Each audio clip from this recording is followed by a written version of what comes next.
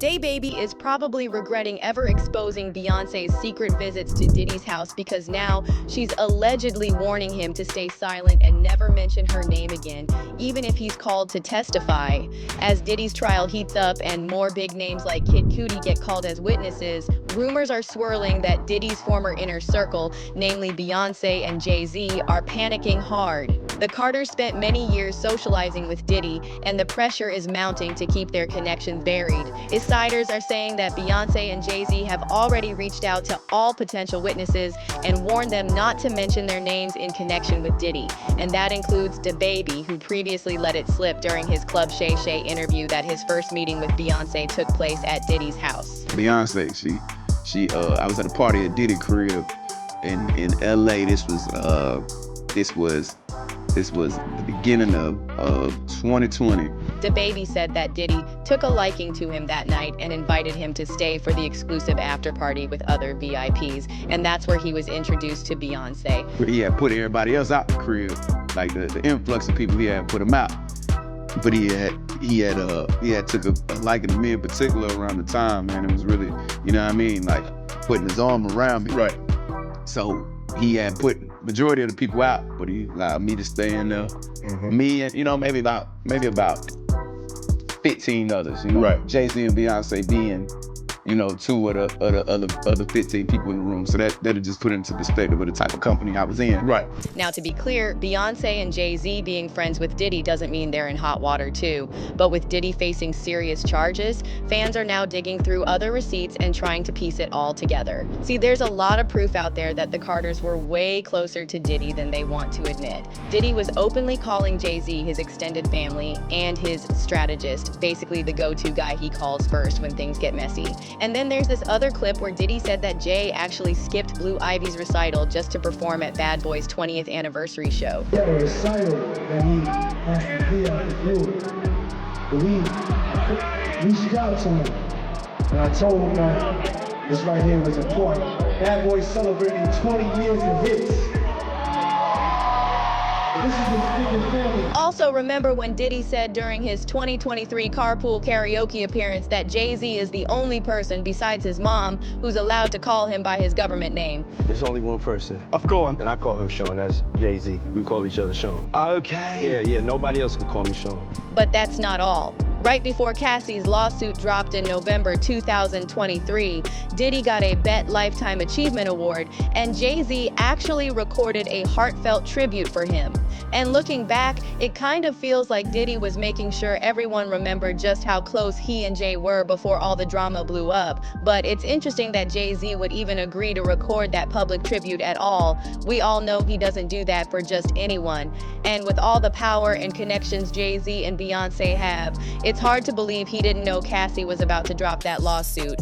Now, as for Beyonce, the Beehive is going wild over her name getting pulled back into the Diddy mess, and they're working overtime to defend her, claiming she had nothing to do with any of this, even if Jay-Z himself might be caught up in it. However, there's no denying Beyonce spent many years part of Diddy's inner circle. Matter of fact, remember when Diddy had the contestants on Making the Band do all those crazy tasks like walking across that bridge for cheesecake? Well, Freddie P from daBaby recently revealed that the cheesecake was actually for Beyonce, who was hanging out upstairs the whole time. That cheesecake we went and got was for Beyonce. So now fans are pointing to this and a bunch of other receipts in response to Beehive saying that Beyonce had no clue about Diddy's behavior. The truth is, she's been around and probably saw exactly what kind of person Diddy is. Now that doesn't make her guilty of any crime, but it's definitely making people see her in a new light, with some even saying her image will never be the same once this trial wraps up.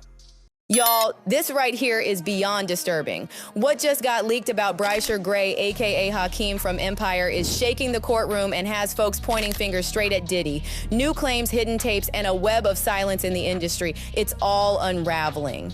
And if what Jaguar Wright just said is even halfway true, then Bryshere ain't just another fallen star. He might be one of Diddy's most tragic victims. Now hold up, before we get deep into these freaky revelations, I'ma just say this. We got secret tapes allegedly recorded during Diddy's infamous parties. Let's rewind to when Bryshere Gray was that boy. Philly-born, talented, and hungry, he blew up as Hakeem Lion on Empire at just 22 years old. The world saw a rising superstar, but behind the scenes, a very different story was unfolding.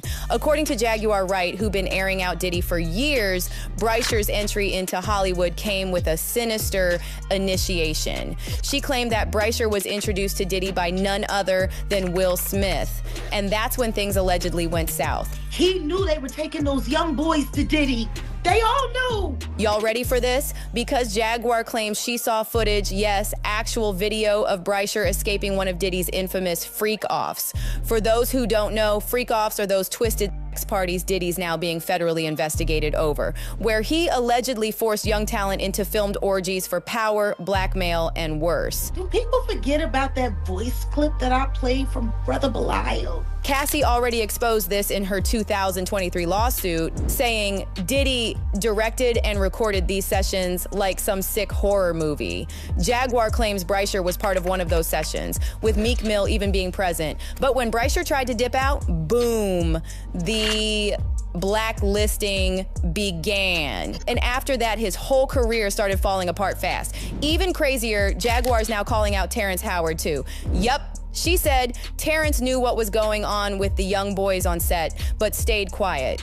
She called it a betrayal of integrity and demanded he speak up.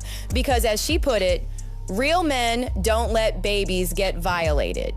If the man card is the thing, and you ain't gonna let nobody take yours, when you see a younger man being preyed upon, you're not gonna stand in the gap for him and say, no, you ain't taking his man card.